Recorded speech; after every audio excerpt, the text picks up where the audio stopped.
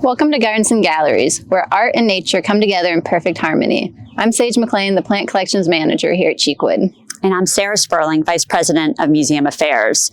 Thank you for joining us on this beautiful early spring day to talk about some spring blooms as well as contemporary outdoor sculpture.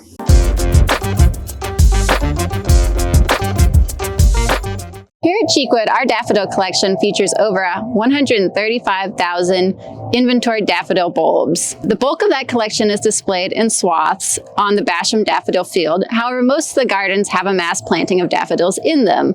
Today, we are under George Rickey's sculpture, where we've installed 3,000 different daffodil bulbs, 4 different cultivars. When we went to plant this area, we wanted to plant something that would add to rather than distract from the beauty of the sculpture.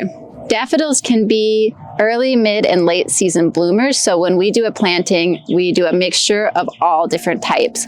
This little guy here is a Narcissus early cheer. It is an early to mid-season bloomer that has double petals. It's quite small and actually has multiple blooms per stem, and it's very sweet smelling. Then we also have this guy here. It's Narcissus Mount Hood. When it first starts to bloom, the trumpet is a pale yellow color, and then it matures to pure white. And then we also have Narcissus Carlton, which is a large cup daffodil, and it's two-toned yellow, so the corona is a brighter yellow than the petals.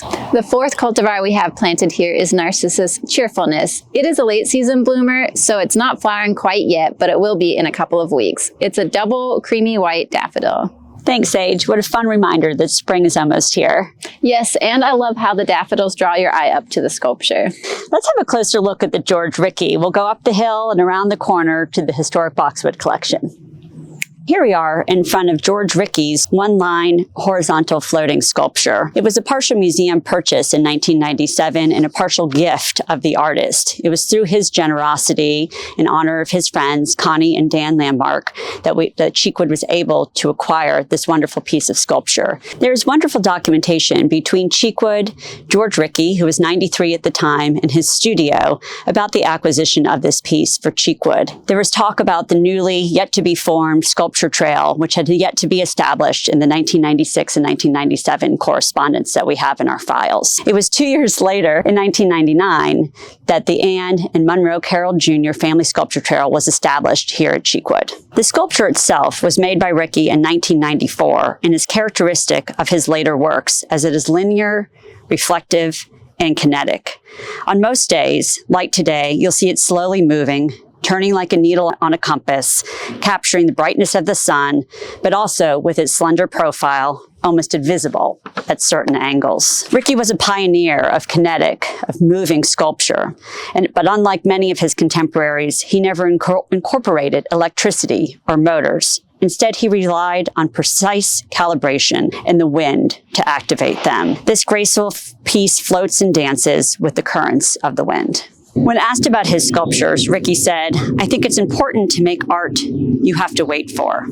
As such, the works are able to oscillate gracefully through an infinite number of compositional iterations, engaging all aspects of the natural world around them: wind, light, rain, fog, or the lack thereof."